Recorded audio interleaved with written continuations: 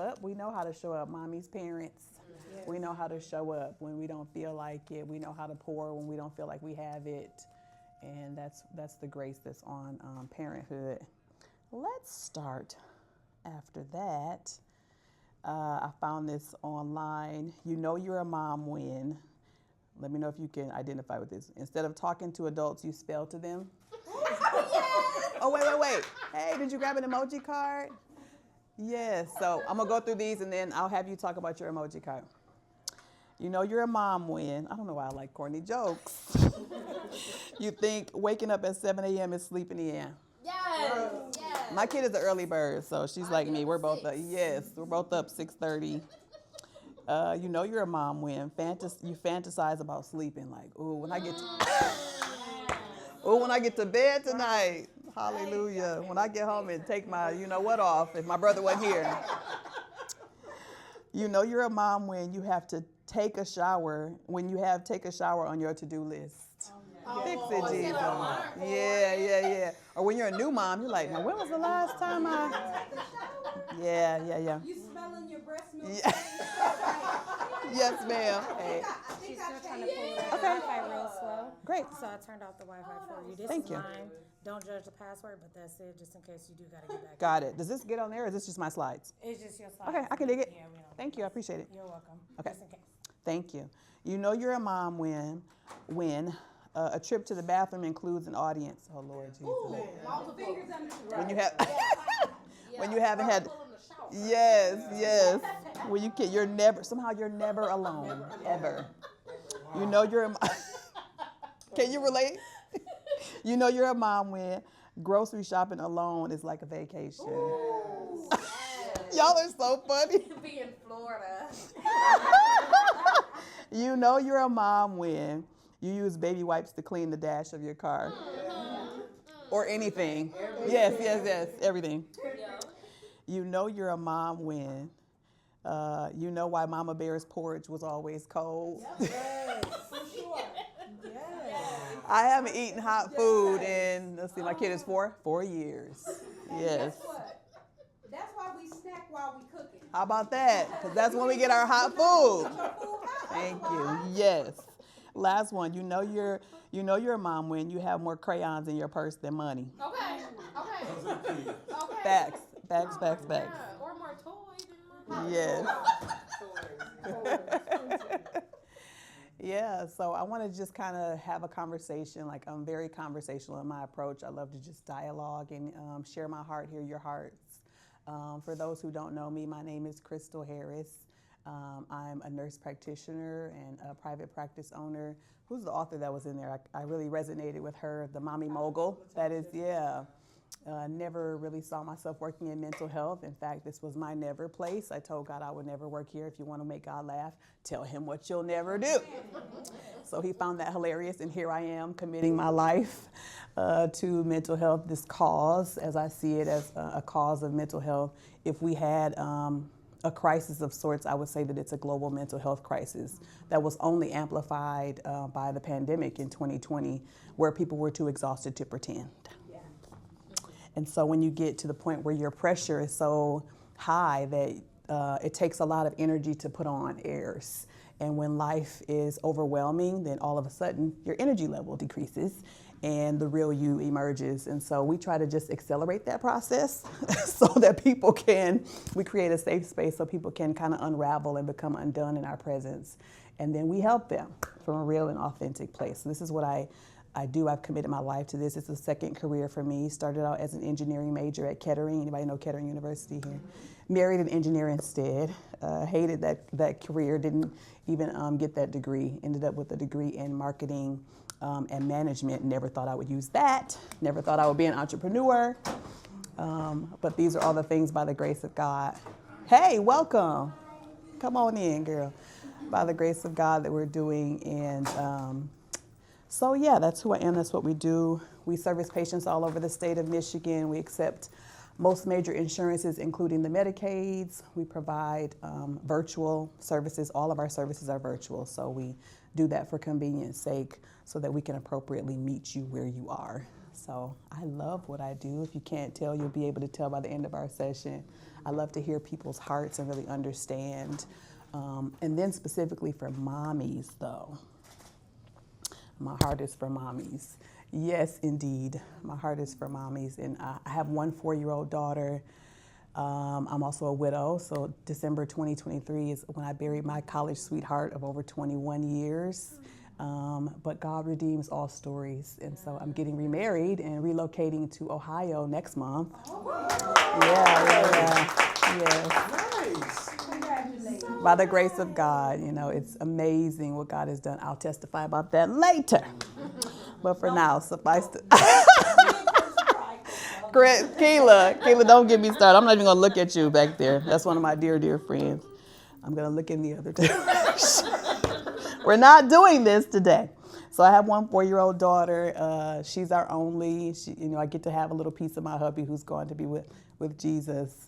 And she's a 4-nager through and through. So she was a breast baby. Shantae helped me to latch. Like the ladies in my family didn't breastfeed.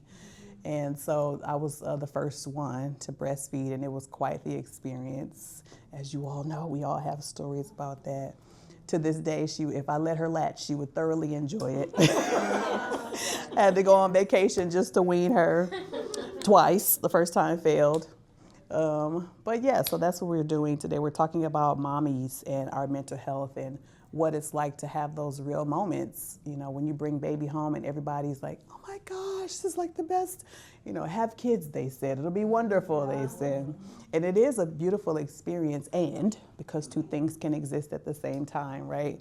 And it's exhausting, and it's taxing, and you can lose yourself in the sauce of motherhood, and you can forget who you are as a woman, and you can have moments where you are frustrated beyond belief, exhausted. Good night, and the effects of exhaustion on your mental health. Nobody has I have these conversations with my sisters, but I had never heard these kind of conversations before, like real authentic conversations about what motherhood has the potential to do to your mental health. And so I'm hoping that we can just kind of rip the Band-Aid off and talk about those times when, I call them mommy moments. I'll tell them myself so you don't think I'm talking about you. Where it's like 2 a.m. and the kid won't stop crying, or you haven't slept in days and you're thinking to yourself, now maybe if I just, I don't know if I want this kid anymore. I don't know if this was the best idea. Your thoughts can go wayward. And then comes the guilt and the internal judgment. I see a lot of nodding heads about, man, why was I thinking that, feeling that? You judge your own feelings and your own experiences instead of just sitting with them and knowing like, this is normal. So we're here to normalize those mommy moments. So that's who I am. That's what I do. And we're going to just talk about those things. The difference between what we think is a good mom. So what we think is a good mom sometimes says, pull up my little thing. So if you stay at home full time, there's been this perpetuation in cultures and generations past that a good mom is home full time with her with her children.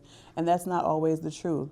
A good mom just loves her children fiercely. So these are some of the differences, labels and things that we experience from our families of origin, and definitions of what is a good mom. Here, you tell me, what has been taught or demonstrated in your family of origin, in your culture, about what good motherhood looks like, sounds like, feels like? Yes.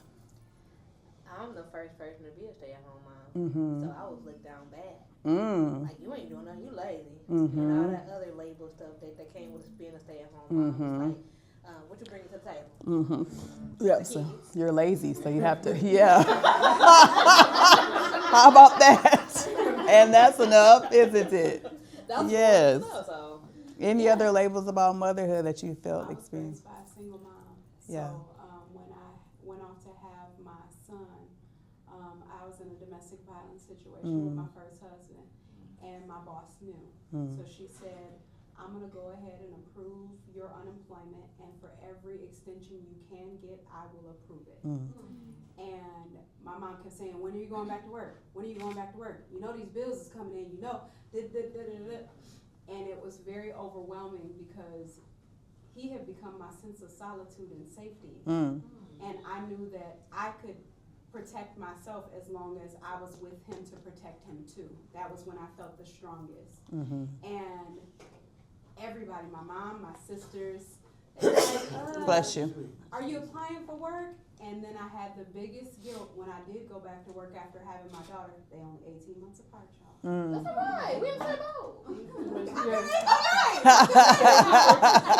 But I went back to work when she was 4 months old, and it tore me up. I used to go into work and cry, and then I took my lunch breaks to go breastfeed her because it felt better. And my mom's like, you know, you don't have to do that. And I'm like, you're not living my story. Like, I'm trying not to walk in your shoes, and I'm doing so to some aspect already. But I really felt judged because I did stay home because it was expected, because we are a family of single mothers that y'all go back. Got to it. work. Yeah. Babies is a certain age. Yeah, so there was this pressure. Anybody else have some expectations that you had to live with motherhood?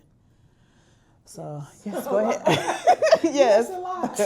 You had your kids too close together. You need to stop breastfeeding before 6 months. You know, all of the things.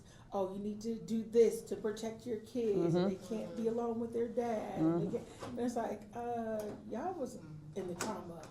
My husband's not that man. You know what I'm saying? So it's like all of exactly. Hello. And so it was like all of these, you know, trauma-based expectations that I'm like, okay, I have to. I'm the only person who can care for them because the folks that y'all was with were not trustworthy. So now it's all the pressure to do everything. To which it's like, I'm not made to do everything. I can't, like, I don't have the capacity to do it. So Absolutely. Just that type of pressure. Good. Thank you for sharing, ladies. I have one. Yes, please. My family looked down on me because I was young having my kids back to back, but I knew what I was doing because I wanted to get them out the way. So I was like, y'all looking down on me like y'all only had 17 kids. How about that? How about them And apples? me and my husband is taking care of them kids. And they all right? I was gonna chime in on Yes, that. please. For me, it was like the expectation to not have a big family. Like my mom had 2 kids, and every time I got pregnant, she was like, "You have another one." Wow. You know, y'all got, and I'm like, "And we're taking care of it. Yes. We're not asking you for money. We're not depending on anybody for money. We're not." When I Wow. wanted a third, my mom literally was like, I mean, you got a boy and a girl, what do you expect to get different? I'm her only child. So it was that. Yeah. Even my dentist was looking down on me. I came in being. No, you didn't come in. Not the dentist. Not judgment from the dentist. She said we can't even do that. Oh, Lord. Wow. I lost it. I went off in the dentist's office. That's really too bad. There's this spoken and often unspoken pressure. And then, you know, if you come from a faith background like I do, there's this expectation of raising your children in a certain way, like that your faith is expressed in a certain way, that your church attendance is a certain, you know, as though mom exhaustion, like you can't sleep in on a Sunday because you're going to hell or something. Like, I don't understand that mentality. But anyway, there's a faith pressure. There's a body pressure, like, you know, like that you have in certain families of origin where you have to look a certain way after you get pregnant. You know, I've had clients who been in tears because their body wouldn't snap back in the way that they were expected to. We talked about expectation of certain number of children, that small family, large family, et cetera. So there's all this pressure that we're often under, and it's malarkey, but anyways, we'll get to that. Being a good mom can mean cooking each meal and snacks all from scratch. Some people can have that. As opposed to you do what works best for you and your family. Being a good mom can mean avoiding screen time. I get that one sometimes. what it actually means that you do what you need to do to survive for the moment, as long as it's not detrimental to your child. It means not having imperfections when all of us are perfectly imperfect.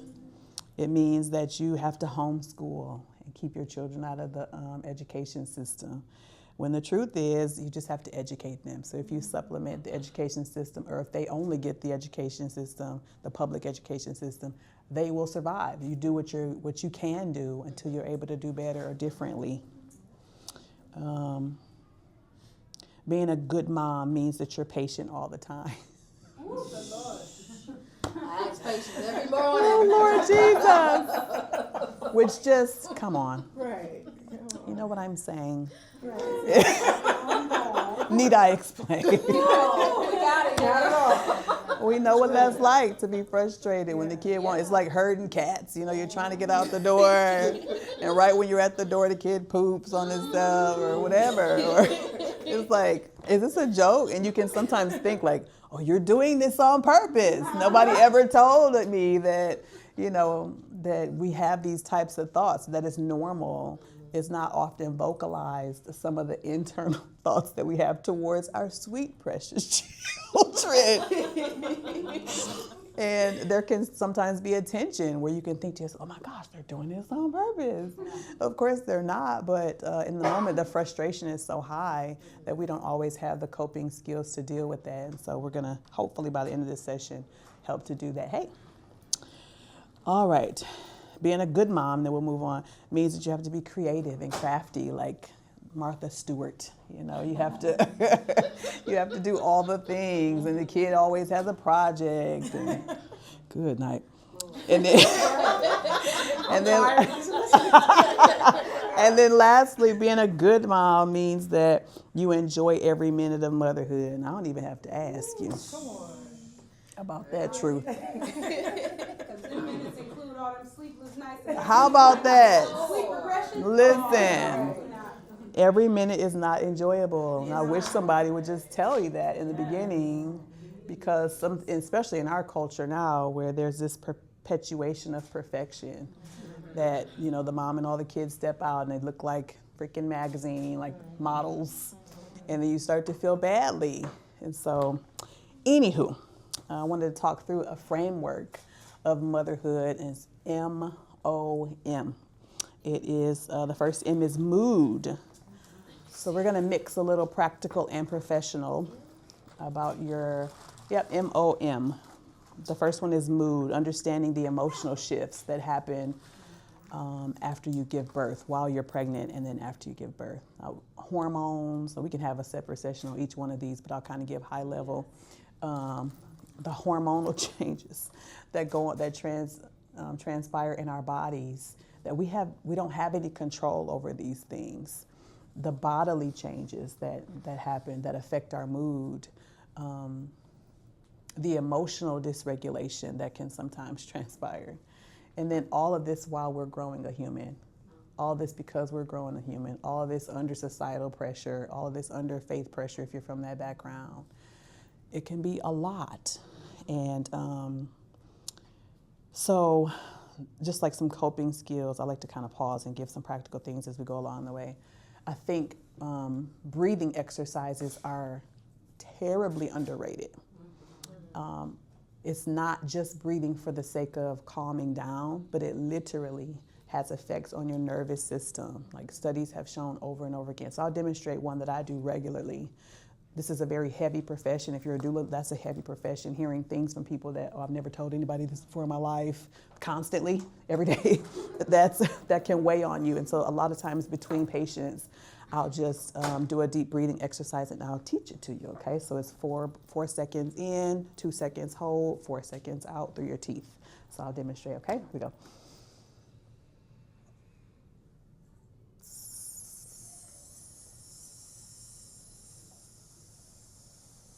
I could fall asleep right now just doing that. Listen to that sound. And I'll do that a few times, and you will literally feel yourself getting calmer. The vagus nerves, your parasympathetic system, which is like your fight or flight. If there was a bear right in front of you, everything in you would woo. That is how we feel when we have chronic stress.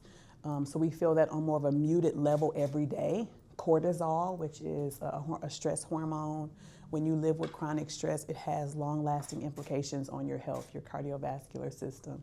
So when next time little Tommy's having a tantrum, you can just take a second while he's on the floor in the middle of Target, and everybody's giving you "you're a terrible mom" look out of the corner of their eye or from the front, because people are bold now. They're just. I said, well, my Lord. You gonna get your baby? Right.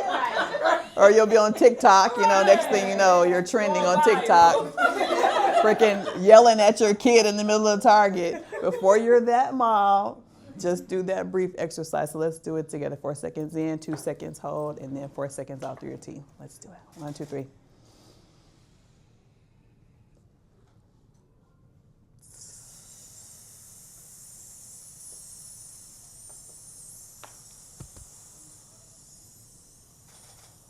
I know. And if you do that 3 times, if you can do that several times in a row, listen. The mental imagery is like slowly deflating a balloon. That's what it sounds like, slowly deflating your stress. You can visualize, as a person of faith, I often visualize myself in a prayer posture or something, or at my happy place on a vacation, doing something that I love and enjoy. And you can literally feel that, and it's very quickly. That's something that you can do on the fly while you're driving. Kids in the backseat yelling, screaming, throwing straw, spitballs at you, whatever. But you're in the front, you're driving, and you're like, I have no idea what's going on. This is wonderful. Wonderful. All right, the first one is mood. The second one is ownership. It's about mood. The second one is ownership. Reclaiming your voice in your birthing and your breastfeeding story. I am a huge advocate for women finding their voice. And so as a serial entrepreneur, so this is my private practice, and then I'm a motivational speaker and I do some real estate investing.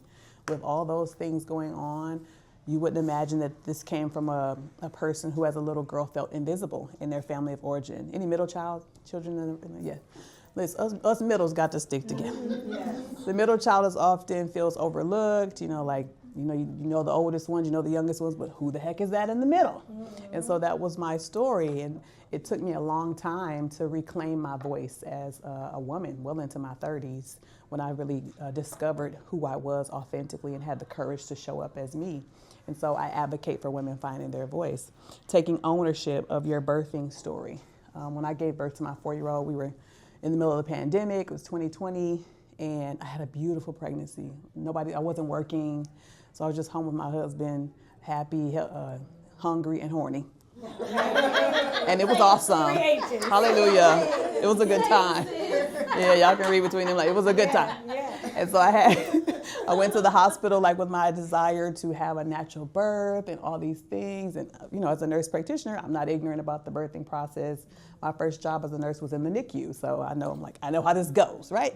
And I get in there, and girl and brother, they got the cranking up that Pitocin, and then next thing you know, everything was an emergency, and I had a C-section.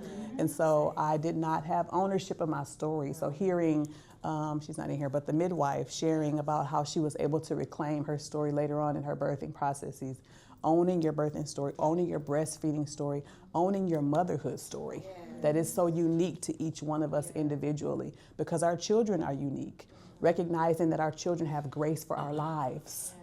So if you're a mommy mogul like me, or like the author, if you're a stay-at-home mom, if you travel for your work, if you are a minister, whatever it is, your children have grace. What is grace? They're just the ability. They have the innate ability for the life that you're living. So you don't have to carry that mom guilt. Oh, I'm doing too much, or I'm doing too little. No, they're grace for the pace of your life. They came here with the ability to live under your parenthood, to live under your motherhood. And for me, that relieves pressure to conform to any type of mold, because my daughter is made for me, just like I was made for her. Does that help y'all? Yeah. That helped me. Yeah. That blessed my son. Yes, that was helpful. Others need to hear that and understand that it is okay. It's okay to, have a career or stay at home. And so I think that validation is so important. As kids are getting older, even when they're smaller, I can tell my kids, this is for the greater good of the family. Good. We all have to sacrifice, but in the end, it's going to be for the greater good. Yeah. Excellent. I love it.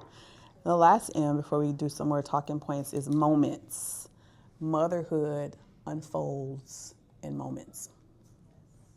Motherhood unfolds in moments. Some moments are beautiful. When I look at my daughter falling asleep and she's got the little drool and she's adorable with her little hair bonnet on.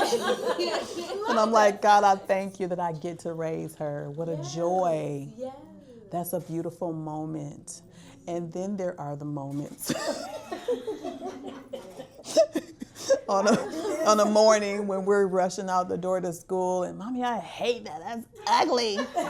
Or I'm trying to feed her and she's like, that's disgusting. These are the moments that motherhood unfolds in moments, and it's all together. And it's a beautiful tapestry of motherhood, and learning at times to step back and appreciate and embrace what my motherhood journey is. That is not yours, and it's not supposed to be. That my sister here, Christian, I'm gonna try to say this without crying. She's Malawian and from Africa, and she's separated from her children right now. She had to leave them there so that she can come here and build a better life for them. I can't imagine. She's got one about my age. That's her motherhood story. Lord, help me not to cry. That's her motherhood story, that she has to be a parent, and she's helped to care for mine on several occasions, knowing that she doesn't have the ability to hug and kiss her babies. That's her motherhood journey. And each of us has our own motherhood journey. And it's beautiful that once you come to the point where you can embrace, okay, this is what my motherhood journey looks like. And it's different from my mommy's. My mommy was a stay-at-home mom back in Generous Motors days when you could live on one salary with 7 people. You can't do that no more. Hello? Unless you got a lot of duckings coming through there. Unless your coin bag is mighty heavy. It's going to take 2 incomes or government assistance or something, but that day is done. And so, my journey isn't hers, and having to listen to her like, y'all just leave y'all kids pillar to post. No. I have a village of trusted individuals who care for her like I care for her, who at any moment, drop of a dime, will show up for me. And so we've done that intentionally. That's our motherhood story. What is your motherhood story? I want you to give thought while I'm talking. What is my motherhood journey? How can I embrace it? How can I live it? How can I be a champion for it with other moms, removing mom shame, removing mom guilt, so that we can each show up authentically? Don't do that. No, you're looking all teary, and I can't do it today. How can we embrace our motherhood journey and our motherhood story? How can we help other women to embrace your motherhood? It's beautiful. It's a blessing. It's hard. It's frustrating. Sometimes it's painful. Some mommies buried their babies. All righty. And so anyway, I wanted to talk about that, just some moments of self-reflection. Y'all is a wreck. We're not doing this.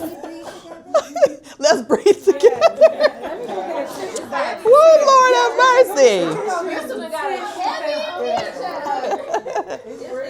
Oh, Lord. But this is real motherhood. You never know. Yes. And you never know what will happen in your motherhood. Let's breathe. Okay, 4 in. 1, 2, 3. I told her that we didn't want to cry today. I don't understand how 2 people who always make people cry talking about something they don't want to cry. For those of us who know you, I don't understand what reality y'all. All right, we back. Well, I cry with you. Okay. All right, so we'll wrap up with just some more conversation and Q&A. We'll go around the table and we'll go this way this time. One moment, let's do this one. One thing I did right this week in motherhood. If you're not a mother, just say one thing that you did right in general. One thing I did right this week in motherhood was. So I'm a cat mom. I haven't birthed Love it. any children yet. Yes. But I'm a postpartum doula and a nanny, so I show up Awesome. for families. And one thing I did right this week would be I lovingly stood up for mothers who were not in a space. Good. When there was some mom shaming going on. And I think I did right because not only did I speak up, but I spoke up in a way that the person who was speaking the shame got the medicine that she needed. Because what I was really hearing is, even though she was putting down moms, what she was really sharing that I heard underneath it was that she was afraid of becoming a mom. And it was easier for her to point at moms who are already doing the hard work and say, look, they're not doing it right, because she has fears of not doing it right. So when I spoke up lovingly about how mothers are taking on the most beautiful job that we have no way of even understanding, and even in our journey it won't be the same, and that the best thing we could do is to show up and support and love and know that they're doing the best they can from their place in the world, their place of consciousness, their heart, everything that they have available to them. And by providing that for her, I think it softened something in her that was secretly afraid, and it held space for us both to acknowledge that motherhood is beautiful and we don't have all the answers, but the best way to approach that is through love. So I feel like it was like a healing moment for both of us, but then also my prayer is that that will radiate so that when she goes back to her family and she's around those members she was talking about, that maybe she can perceive things from a more loving place. Beautiful. And I just pray that by showing up authentically like that, it like ripples out. Amen. That's beautiful. So it sounds like you advocated and you educated. So you had a dual purpose in that role, and that is excellent. Excellent. Thank you. Thank you. Yes, ma'am. One thing I did right this week. I have 3 words. Give your 3 words. Yes, I ma'am. was present. Good. So, Oh my gosh, that's regardless huge. of what I had going on. That's maybe huge. I was there. That's huge. Huge. We're not going to overlook that. That's huge. Oh, y'all are, no. Come on, somebody pass the tissue. Right in the middle. Y'all just pass it down wherever y'all need. Why does this happen everywhere I go? It's you. Is it me? You're setting people free. It's good. Okay. You're healing. This is the strangest thing. Okay, Big Dre. Well, you know, the reason I'm here, I know I'm not a mother, Yeah. but the reason why I chose this class is because what you taught today, I saw what my mom went through. My mom is not here. But I could see what you're saying, what she went through. Right through what you were saying. That's why I kept looking at you like I was looking. I was like, oh, that's what mama did. Oh, that's what she didn't do. How? Because my mom, she went through all that, mental health, all that. I know she did. But she didn't want to talk about it. Why? Because back then they wasn't allowed to talk about mental health. Because if they talked about mental health, they would be like, you crazy. Right? So I'm just here. I'm just, thank you. Thank you. Thank you for sharing that, brother. Yes, ma'am. One thing I did right this week. I've always taught my children the freedom of expression with the boundary of respect. Good. And this week I watched my little girl, who will be 14 in 2 months, morph into a gothic butterfly. And when I say it was a shock, it was more so the decorations that she chose to redecorate her room in. Because it almost like, why you welcome in the darkness? But instead of overreacting, I looked around, I took it in, I asked her why she chose some of those things. Some of the tapestries she put on the wall had words on them, so I'm looking, like one of them said, I miss the way things used to be. I said, what do you miss about the way things used to be? And I talked her through why some of them were concerning, and we would probably need to replace them with something else, still in the same color theme, still in her same era, but we would need to replace it with something else. And I felt like a horrible mother for having to take something away from her that she was so creatively proud of. And I just sat with my feelings for the first time, where my daughter and I are like Velcro. For the first time, I had to sit with my feelings, feeling like I didn't know my child, and tell myself that that was okay, that she's entering into an age and a stage that I was unfamiliar with, but we would do it together. And she came through the next day with this epiphany. And she said, well, Mom, you know, I really didn't think about how this would affect others in the household. And while I didn't think anything was wrong with it when I chose it, I'm glad I actually was listening to what you were describing, because I see where you're coming from. Can we pick some other things? And then we went through and I spent some extra money. And we replaced some of those things. I let her keep a good amount of it though, because that's where she's at creatively. But it was hard, but I did it. That's beautiful. You advocated for her, allowing her to be herself when, I don't know about y'all, but we was like, kids be seen, not heard. Like, yeah. My mama didn't play the gothic stuff. She's like, no, you, girl, put some color on. Yeah. You acting dark. It was always like a shameful thing. So, you know, having to be in this era with her where I was not given permission to creatively be myself is absolutely. Good for you. Thank you, Mommy. Yes, ma'am. Miss Jen. So I have 3 girls. 2 of them are teenagers, which is no joke. Bless your heart.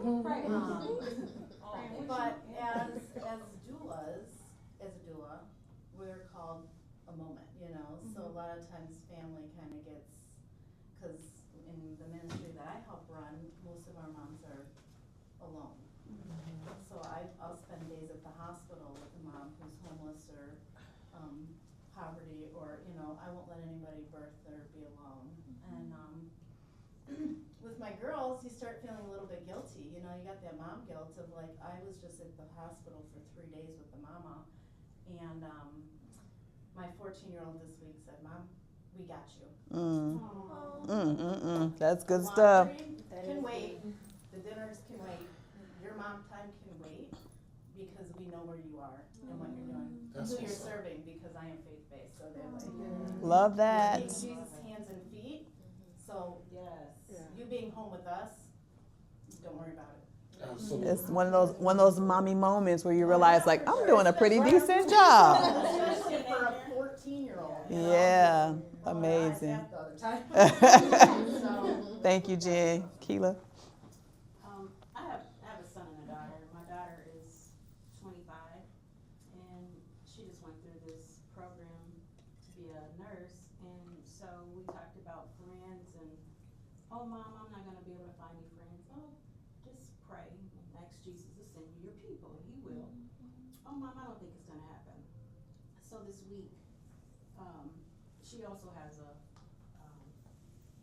son, so I'm a kiki, and so I encouraged her to go and spend time in relationship build, and she did that, and I stayed home with the grandbaby, and so hopefully that is the start of her going out and creating relationships and relationship building before her program is done. Awesome. Thank you, Keila. Awesome. I guess we played outside a lot. We planted some flowers, some seeds. Well, my 4-year-old, my son, he loves to like help me with the garden and stuff. So he gets really excited about doing that. My daughter was playing in the dirt. I don't know. It's just nice to ground. We took our shoes off and just outside. I don't know, that sounds amazing to me. Yes, they felt free, they felt seen, they felt heard. Yeah. Got some garden work done. Yes, that was a good moment. That was a good moment, Mommy. And language is, play is the language of children. So you spoke their language. Yeah, you connected with them. So that's beautiful.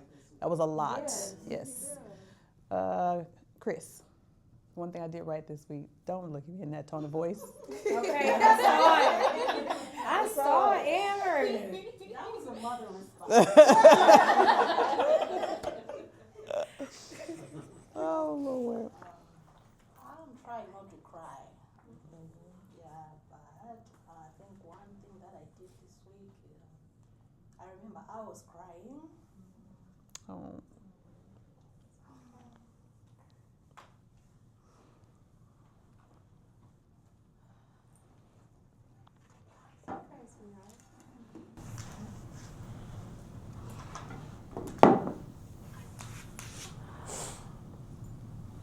Can I hug you? Because I can feel. Go ahead, Keila. I'm going to give you permission. Keela's hugs will heal you. Shoot. Everybody line up and get one on the way out.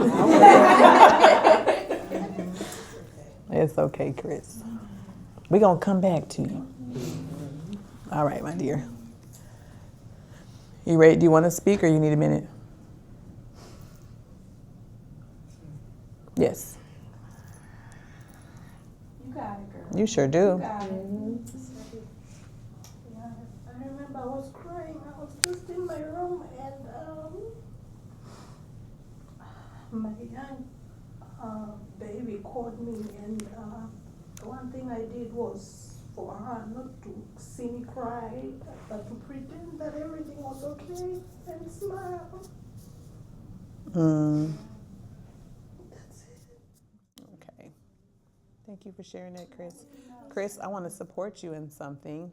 When baby girl calls, I want you to cry right in her face. And I want you to tell her, Mommy's crying because blah, blah, blah, blah. Give her a age-appropriate answer. Mommy's crying because I miss you. Mommy's crying because I feel sad. And what that does in that moment, because you did in that moment what you felt like was best, and I celebrate you for that. And I want you to educate her on emotional expression. Y'all don't know, Chris and I have had many offline conversations about feelings in African culture. It's not, we don't do a bunch of that. So this is a big moment for her to even express publicly how she's feeling. And Chris, you're breaking, what I hear from a lot of people is that you're breaking generational curses. When we raise our children differently, not just differently, but in a more healthy way than we were raised, that's a generational curse that's been broken with us. And when you teach your daughter that it's okay to feel, that it's okay to express, that is going to break a generational curse off of your family, my dear. You know, All right. I also tell patients that when you keep it in, you're literally killing yourselves from the inside out. Because all that toxicity is inside of you, where your mainframe is. And so then when it'll start to manifest itself physically in other ways, Yeah. mentally, emotionally. Absolutely. Thank you for sharing that, Chris. We've got 2 minutes. Let's keep going. I apologized. Good. Hey! Listen, that's huge. Huge. So yeah, I learned to. Ooh, that took me in there. I learned to acknowledge my kids when they say, "Mommy, you did this, this, and that." Well, Mommy, you made a mistake and you like stubbed my toe. And normally it's like, ain't nobody did nothing to you. You know, we like my mom. She didn't really apologize. Yeah, never. You know, she was right on. Yes, Lord. And so in my journey, I have learned that the more that I get down to their level and actually apologize, let them know I hear you out and I'm sorry because we're human here. Y'all have feelings too. Right. Just like you just talked about, and I'm just like, I'm learning to apologize to them, let them know that they are hurt, and you know, not overlook them by saying, "Ain't nothing wrong with you." Absolutely. You just tired. You just sleep. Good. So I did that. Good. Thank you. You educated and you validated their feelings. Huge, huge. Come on, Adrian. I got to race my toddlers in the driveway. Yes, it's our first time. Right, who won? I love it. Well, You let them win. try. You gotta be competitive. Like, no, I'm not gonna give it to you. Right. That's so You gotta funny. work for this. Right. Push it out the way or something. You have to work. No, but it was fun to see. Like Victory, she's almost 3, so she's very energetic. So to see her, like, yes, we're doing something fun. And then my 16-month-old, she's like, y'all running? Okay, I'm running too. I guess I'm going too. I don't know where we going. Wow. So it was fun just to see both of them just, be playful, interact, and not have to worry about it. And my girls are like dirt babies as far as like, because I practice with Victory. Let's play with the rock. Like the rocks are okay. The dirt is okay. For me having to be pristine all the time, but she still likes to be cute, and she's like paint my nails and everything else. So it was just to have fun with them in that space. But then also this week I had to defend not creating a space of jealousy between the two of my kids. So I had a conversation. I was on the phone with my mom because Victory wasn't doing what she wanted to do. She's like, yeah, ain't that right, Journey? I said, don't do that. Yeah. Don't make it where Pitting you one tell her, against the other. right, oh yeah, Journey's more valuable. She does this and that. No, we're not doing that. Good. So yeah, because I know our parents don't realize what it did to us. Yes. And so what I'm practicing is making sure that my girls are best friends. Yes. Because you have to teach them to be that. Yes. But you're not competing to be mommy's favorite. Beautiful. Yeah. Powerful. Right. Powerful. Good. Yes, ma'am. I moved. Fix it, Jesus. And I'm breaking generational curses. Absolutely. Yes. Wow. You got it, my friend. Man, that's great. Supposed to do that. So I'm gonna leave. No. Put your,